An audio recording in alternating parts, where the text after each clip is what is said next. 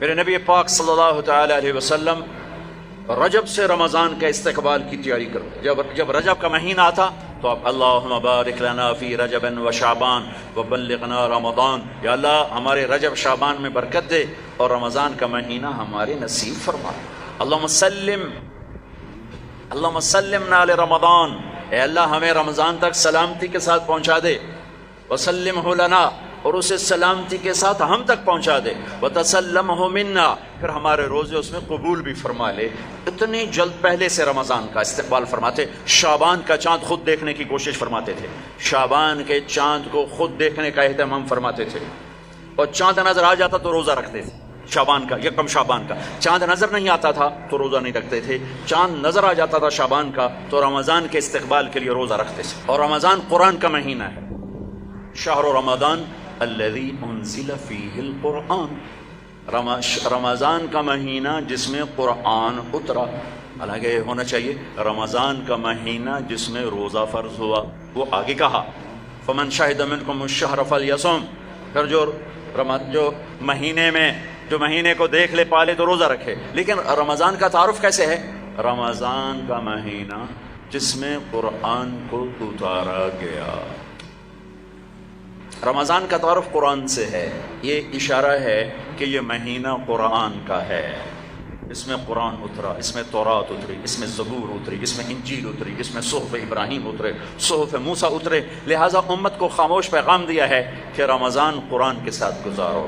Mobile بند کر دو، لیپ top بند کر دو، face بک بند کر دو، سوشل میڈیا بند کر دو، یہ ٹاک شوز بند کر دو، 1 مہینے کے لیے ٹی وی بند کر دو، اخبار بند کر دو. بس قرآن کے ساتھ بیٹھ جاؤ. مرد یا عورت قرآن کے ساتھ تلاوت بھی کرو اور پشت مقرر کر کے ترجمہ بھی پڑھو. بھائیو بہنوں، میرا درد ہے، میرا دکھ ہے، ہم قرآن سے بہت دور ہو گئے. ہم قرآن سے بہت دور ہو گئے. ہم نے قرآن رکھ لیا ہے صرف ختم پڑھنے کے لیے، فاتحہ پڑھنے کے لیے، یا کسی کی دکان کھلتی ہے تو یاسین پڑھنے کے لیے. ہم نے قرآن فال نکالنے کے لیے، ہم نے قرآن اموات پر پڑھنے کے لیے. یہ ساری باتیں کرو، لیکن قرآن کا موضوع تو ہدایت ہے. قرآن کا موضوع تو ہدایت ہے، اور ہدایت ملتی ہے قرآن پڑھنے سے. اور صرف پڑھنے سے نہیں، سمجھنے سے کہ اللہ کیا کہہ رہا ہے. میں یوں کہتا ہوں، اگر آپ کو سارے قرآن میں کوئی تکلیف ہو رہی ہے تو پورے قرآن میں ٹوٹل 89 80 جمع 9 99 89 صرف 99 دفعہ میرے اللہ نے کہا ہے یا ایھا الذین آمنو، اے ایمان والو. تو اللہ کیا کہہ رہا ہے؟ مجھ سے بات کرنے لگا ہے. یا ایھا الناس، پوری دنیا سے بات. یا ایھا الذین کفروا، کافروں سے بات. یا اہل الکتاب، عیسائیوں سے بات، یہودیوں سے بات. یا ایھا الذین ہادوا، یہودیوں سے بات ہو رہی ہے. لیکن یا بنی آدم، ساری دنیا سے بات ہو رہی ہے. لیکن اب کہتے ہیں نا یا ایھا الذین آمنوا. تو اس کی مثال ایسے جیسے آپ سب بیٹھے ہوئے. اب کتنے بیٹھے؟ میں کہتا ہوں بھائی نواز صاحب ذرا میری بات سنیں. میں ان کو یہاں بلا لیتا ہوں، یوں بات شروع کر دیتا ہوں. آپ سب کے دل میں آئے گا کوئی خاص بات ہے، کوئی خاص بات ہو رہی ہے نا، خاص بات ہو رہی ہے. میرا رب قرآن کے 30 پاروں میں، میں قربان جاؤں کتنے تھوڑے ہمیں اللہ نے حکم سنا ہے، صرف 89 دفعہ اے ایمان والو، اے ایمان والو، اے ایمان والو، اے ایمان والو. اس کے بعد اللہ کیا کہتا ہے؟ اللہ کے واسطے اتنا تو پڑھ لو کہ اللہ تو کیا کی جانا ہے 10. اور اس میں ہر دفعہ نیا حکم نہیں ہے، ایک ہی حکم کئی دفعہ آیا ہے. یا ایھا الذین آمنوا اتقوا اللہ حق تقاتہ، یا ایھا الذین آمنوا اتقوا اللہ ولتنظر نفس ما قدمت لغد واتقوا اللہ. یا ایھا الذین آمنوا اتقوا اللہ وآمنوا برسولہ. اتقوا اللہ، اتقوا اللہ، اتقوا اللہ، تکرار کے ساتھ. تو میرے بھائی بہنوں، اتنا تو قرآن دیکھ لو کہ یا ایھا الذین آمنوا کے بعد اللہ کیا کہتا ہے، کیا کہہ رہا ہے. جس کا ترجمہ پسند ہے اس کا پڑھ کے دیکھ لو کہ میرا اللہ مجھ سے کیا کہتا ہے. اللہ کے واسطے قرآن سے دوری ختم کرو. قرآن سے اخبار پڑھنے کے لیے بھی ٹائم ہے، ٹاک شو دیکھنے کے لیے بھی ٹائم ہے، فضولیات کے لیے بھی ٹائم ہے. کرو، آدھا گھنٹہ نکال لو، آدھا گھنٹہ، 15 منٹ، 10 منٹ، چلو ایک آیت. تو میرے بھائی بہنوں، اس مہینے کو قرآن کا مہینہ بناؤ. فمن شہد منکم الشہر فلیصم، مہینہ آ گیا، روزہ رکھو. فمن کان مریضا علی سفر فعدۃ من ایام اخر، مریض ہو سفر میں ہو بعد میں رکھ لو. ایک لفظ اور ہے وَلِتُكْمِلُوا الْعِدَّةَ، اس مہینے کو مکمل کرو، پورا کرو. لیکن لفظ ہے کمال. کمال کا کیا مطلب ہوتا ہے؟ صفات میں پورا کرنا. تمام کا کیا مطلب ہوتا ہے؟ اجزاء میں پورا کرنا. روزے کو کمال تک پہنچانے کے لیے 4 چیزوں کو چھوڑنا ہوگا. 4 چیزیں اگر ہیں، نہیں ہیں تو مبارک، ہیں تو چھوڑنا ہوگا. میرے نبی نے فرمایا جو شراب پیتا ہے اس کا روزہ اوپر نہیں جاتا ہے. تو اگر کسی کو عادت ہے توبہ کر. پھر شرابی تو تھوڑے ہیں، جو ماں باپ کا نافرمان ہے اس کا روزہ اوپر نہیں جاتا ہے، یہ بہت زیادہ ہیں. ماں باپ کی نافرمانی تو جنگل کی گھاس کی طرح پھیلی ہوئی ہے. شاید ہی کوئی خوش قسمت ماں باپ ہوں گے جن کی اولاد ان کی آنکھوں کی ٹھنڈک ہوگی، ورنہ آج کل اولاد سینے کا کانٹا بنے ہوئے ہیں اور کانٹے کی طرح چبھے ہوئے خنجر کی طرح کاٹ رہے ہیں. ماؤں کو روتے دیکھا ہے، تڑپتے دیکھا ہے، ماں باپ کو. مجھے ایک باپ کہہ رہا ہے، باپ میرے علاقے کے زمیندار فوت ہو گئے، پرانا تعلق، میرا پتر اگے سڑدا پہ ہوئے تو میں دعا نہ کرے سا بچ کر. ہاں میرے سامنے بیٹھ کے کہ مولانا صاحب وہ دی ماں بھی آندی ہے جا اگے سڑدا پہ اسی تو میں نہ اکسان اللہ سا میرے پتر نو بچا. تو ماں باپ کی نافرمانی یہ روزے کو نہیں پورے دین کو روک دیتی ہے، پورے دین کو روک دیتی ہے. صرف روزہ نہیں ہے، پورا دین رک جاتا ہے. ایک صحابی علقمہ رضی اللہ تعالیٰ عنہ، ان کی بیگم کا پیغام آیا ہے کہ میرے خامن مر رہے ہیں، کلمہ نہیں پڑھا جا رہا. صحابی جن کے بارے میں اللہ کہتا ہے کلن وعد اللہ الحسنى، میرے محبوب تیرا ہر صحابی جنتی. وعدہ، وعدہ کیا ہے؟ وعدہ. ان کی خطائیں معاف، یہ نہیں کون سے گناہ نہیں ہوئے تو ہم نے معاف کر دیا، آپ کی توفیل معاف کر دی. تو آپ دوڑے ہوئے گئے، کہا بیٹا کلمہ پڑھو. کہا جی نہیں پڑھا جا رہا، بول رہے ہیں کلمہ نہیں پڑھا جا رہا. آپ نے پوچھا ماں باپ میں کون ہے؟ کہا جی ماں. آپ نے پوچھا ناراض ہے؟ کہا جی ناراض ہے. اب بولو. وہ آ گئی تو آپ نے پوچھا علقمہ کی ماں تم ناراض ہو بیٹے سے؟ کہا جی ناراض ہو. کیوں ناراض ہو؟ اب وجہ سننا، آج کل کی وجہ نہیں، وجہ سننا. کہ یا رسول اللہ میرا بچہ بہت نیک ہے، رات کا اٹھنے والا تھا، دن کا روزے والا تھا، لیکن مجھ سے بات بدتمیزی سے کرتا تھا، سخت لہجے میں بولتا تھا. مجھے اس کا دکھ ہے، اس نے اپنی زبان سے میرا دل توڑا، زخمی کیا. اللہ اللہ. آج کی طرح نہیں کہ ماں باپ کو دھکے دیے جا رہے ہوں، گالیاں دی جا رہی ہیں، صرف اتنا کہ یہ مجھے بدتمیزی کے ساتھ مجھ سے بولتا تھا. تو آپ نے کہا معاف کرو گی؟ کہ میرا جی نہیں چاہتا. آپ نے کہا میں آگ لگا دوں اس کو، پھر سفارش کرو گی؟ کہ نہیں اتنی تو ناراض نہیں کہ آگ میں جلتا دیکھو. کہ پھر اگر تو نے اسے معاف نہ کیا تو اللہ اسے آگ میں جلا دے گا. کہا اچھا میں معاف کرتی ہوں، میں معاف کرتی ہوں. آپ نے کہا بیٹا کہو لا الہ الا اللہ. تو ان کی زبان سے نکلا لا الہ الا اللہ اور جان نکل گئی. پھر آپ نے ان کا جنازہ پڑھا اور جنازے کے بعد آپ نے اعلان فرمایا جس نے ماں باپ کو تکلیف دی اس پہ اللہ کی لعنت، فرشتوں کی لعنت، زمین آسمان کی لعنت. نہ ان کی نماز قبول ہے، نہ روزہ قبول ہے، نہ حج قبول ہے. تو روزے کو روکنے والی چیز ہے شراب، ماں باپ کی نافرمانی. لیکن ماں باپ سے بھی کہتا ہوں ایسے رویے مت اختیار کرو کہ اولاد گستاخ ہو جائے. آج کے 90% ماں باپ اپنی خطاؤں سے اولاد کو گستاخ بنا رہے ہیں. انہیں پتہ نہیں ہے کہ اولاد کو لے کے کیسے چلنا ہے.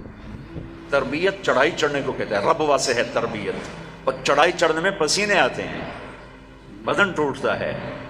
اور آج کی تربیت ہے ڈنڈے مارو بے عزت کرو، ڈنڈے مارو بے عزت کرو، چاہے ماں باپ ہو، چاہے اسکول ہو، چاہے مدرسہ ہو، چاہے وہ مکتب ہو، بے عزت کرو. یہ چیز گستاخی پیدا کرتی ہے. میرے نبی نے کہا اکرموا اولادکم، اکرموا اولادکم، اپنی اولاد کو عزت دو. حضرت علی کا فرمان ہے لأنہم خلقوا لزمان غیر زمانکم، یہ تم سے اگلے زمانے کے لیے پیدا کیے گئے ہیں.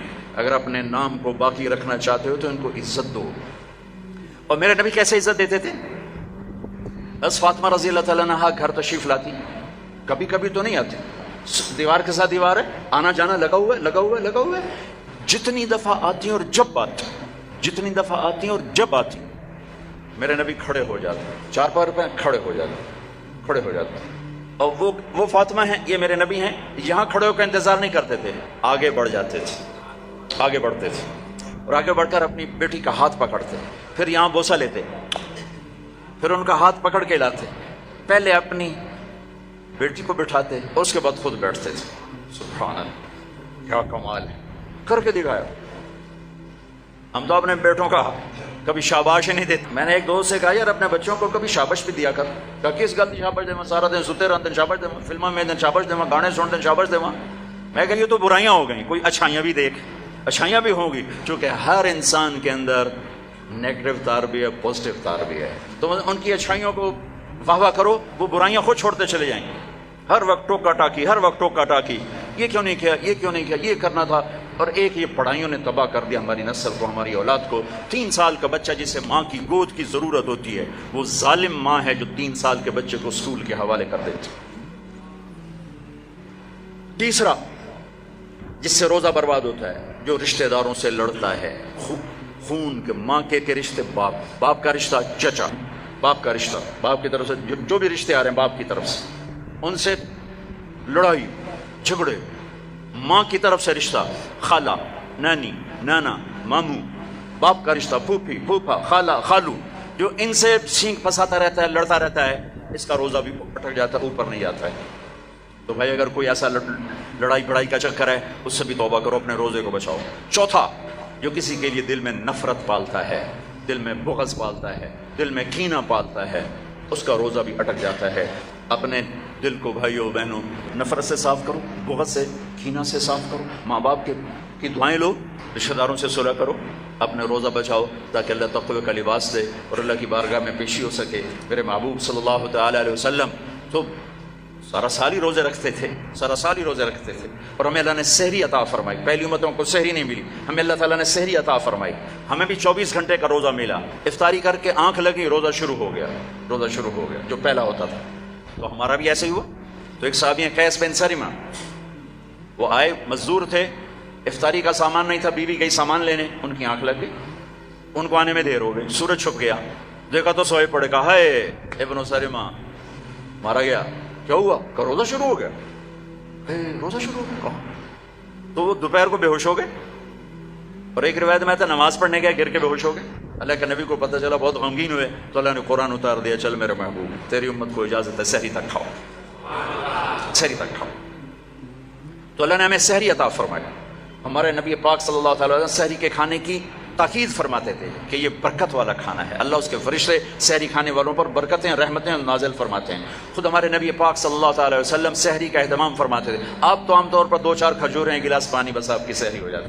اور آپ افطار بھی ایسے ہی فرماتے تھے کہ صحابی فرماتے ہیں آپ ایسے بیٹھے ہوتے, آپ کے ہاتھ میں کھجور ہوتی تھی, ایسے کھجور لے کے بیٹھے ہوتے تھے.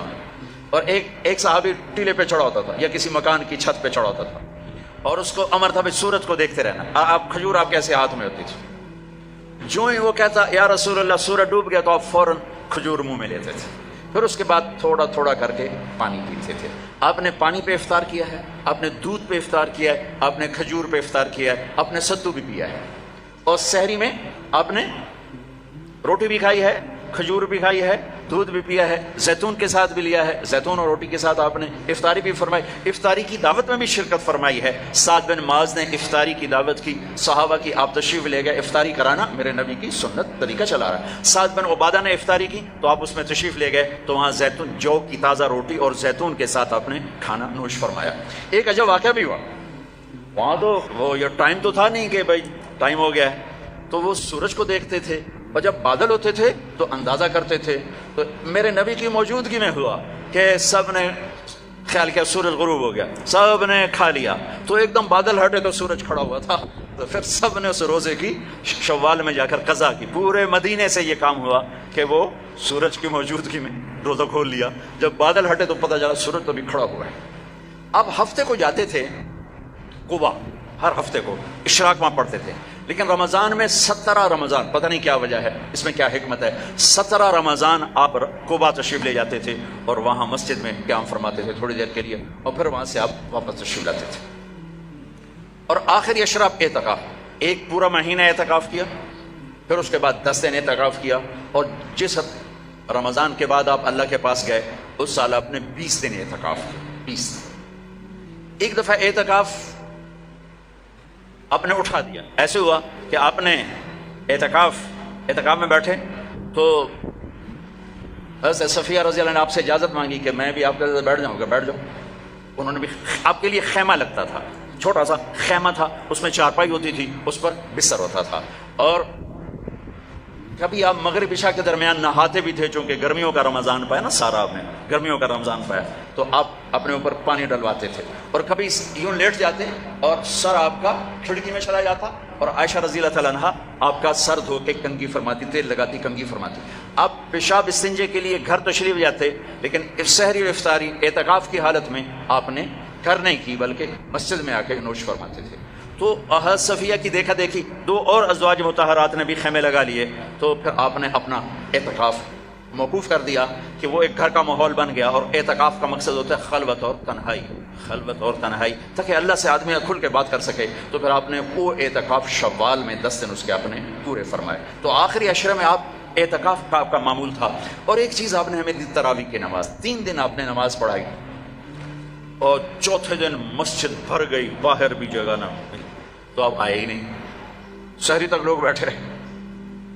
تو آپ شہری کے قریب آئے تو آپ نے فرمایا میں دیکھ رہا تھا تم سارے آئے ہوئے تھے، لیکن میں اس لیے نہیں آیا کہ مجھے ڈر لگا کہیں تمہارے اوپر یہ نماز فرض نہ ہو جائے، تو تکلیف سے بچانے کے لیے نہیں۔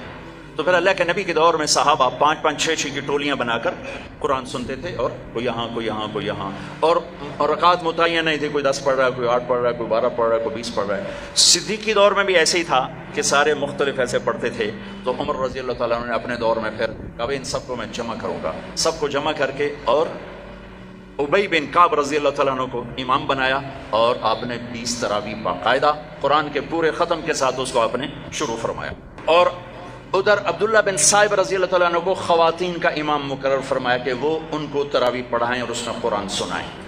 یہ جو حرم شریف میں دعا ہوتی ہے ختم قرآن کی نا، آخری رکعت میں قل اعوذ برب الناس، یہ دعا حضرت عثمان نے شروع کروائی کہ جب قرآن ختم ہو رہا تھا اور آخری 2 رکعت رہ گئیں، تو آپ نے حافظ سے کہا جب قرآن ختم کرو تو دعا کرنا۔ انہوں نے کہا جی کیا دعا کروں؟ کہا جو تیرے دل میں آیا کرنا۔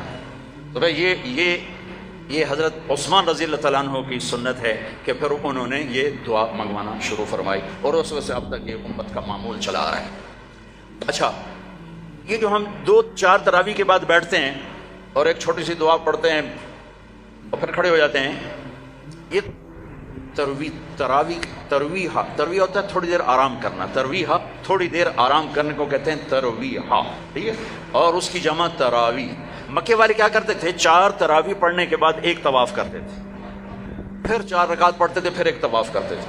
انہوں نے تو ساری رات لگ جاتی ہے، وہ تو جا کے سحری میں مشکل سے جا کے ان کی تراویح ختم ہوتی تھی۔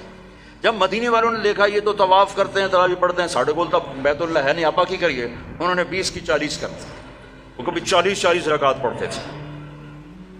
بڑھانے میں کوئی منع کوئی نہیں، چونکہ صلاۃ اللیل مثنا مثنا، تو وہ ان کے مقابلے میں 40 رکعت پڑھتے تھے۔ حافظ عطیہ سالم رحمۃ اللہ علیہ تھے، مسجد نبوی کے بہت بڑے عالم اور بڑے ان کا حلقہ تھا۔ میں ان کے درس سے بڑا فائدہ اٹھایا، ان کے درس سے میں نے بہت فائدہ اٹھایا۔ میں جب حج پہ جاتا تو لمبا عرصہ ٹھہرنا ہوتا تھا، تو میں ان کے مغرب سے عشاء روزانہ بیٹھتا تھا، اور وہ بندہ علم کا ایک بحر ذخار تھا، اللہ ان کے درجے بولا، میں ملا بھی ہوں۔ تو انہوں نے ایک رسالہ لکھا ہے تراویح پر، کاش اس کا اردو ترجمہ ہوتا تو میں آپ کو کہتا اسے پڑھو۔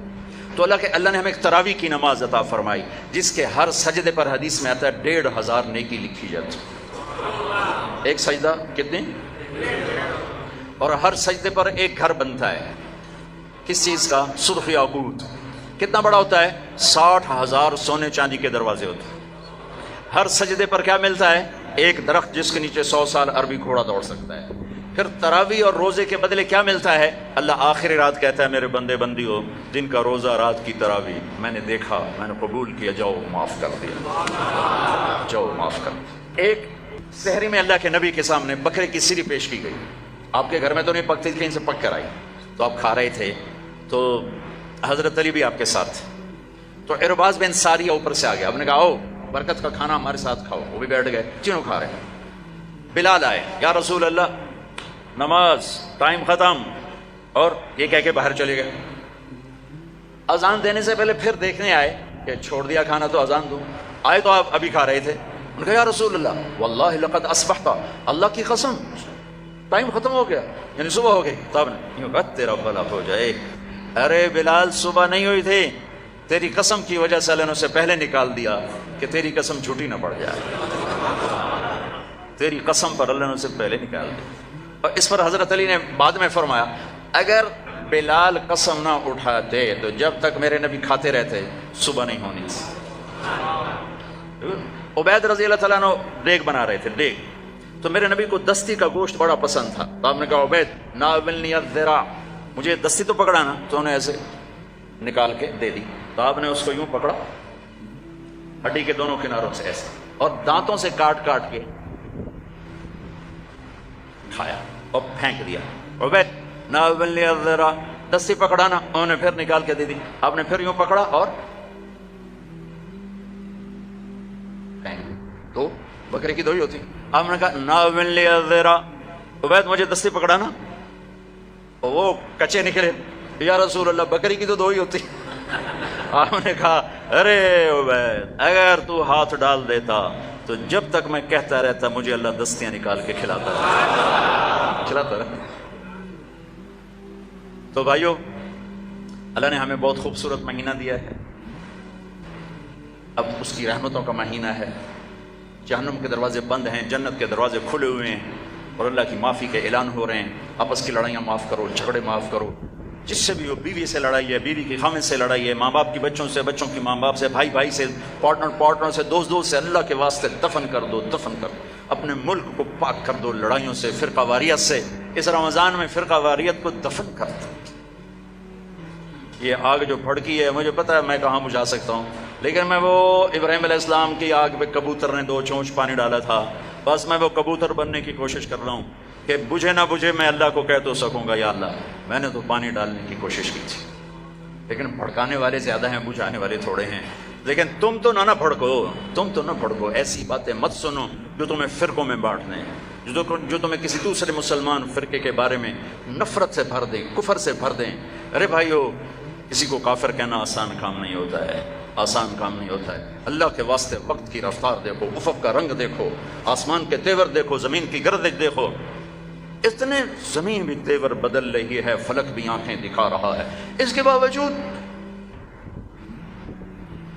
اس قدر نفرت دین کے نام پر، کفر کافر، کفر کافر۔ کون جائے گا جنت میں؟ کس کے لیے جنت پھر؟ بھائیو دروازے، اپنے مسلک پہ قابو رہو، دوسرے کو عزت دو، دوسرے کے لیے بھی جنت کا دروازہ کھلا رکھو، صرف اپنے واسطے نہ کھولو، اسام اندر جا کے تو ود کنڈا لا لینا کہ وڑنی نہیں دے، ایسی حماقت نہ کرو۔ میرے نبی کی امت بہت بڑی امت ہے، اور میرا رب بڑا کریم رب ہے۔ اس رمضان کے مہینے کو محبت کا رمضان بناؤ، درگزر کا رمضان بناؤ، راتوں کو تراویح پڑھو، دن میں روزہ رکھو، انشاءاللہ سارے گناہ معاف ہوں گے۔ اور مہینے کے آخر میں ہے مالدار آدمی کے اوپر کہ وہ روزے کی زکوٰۃ ادا کرے، روزے کی زکوٰۃ ادا کرے، جو کشمش کے حساب سے 2000 کے قریب بنتی ہے، کھجور کے حساب سے کوئی 800-900، میں سے اندازاً کہہ رہا ہوں، اور گندم کے حساب سے تو اخبار میں پڑھا تھا 100 روپے بنتی ہے۔ لیکن جو لوگ مالدار ہیں، گندم کے حساب سے نہ دو، کشمش کے حساب سے دو، تو انشاءاللہ اس کا آپ کو بہت اجر عظیم عطا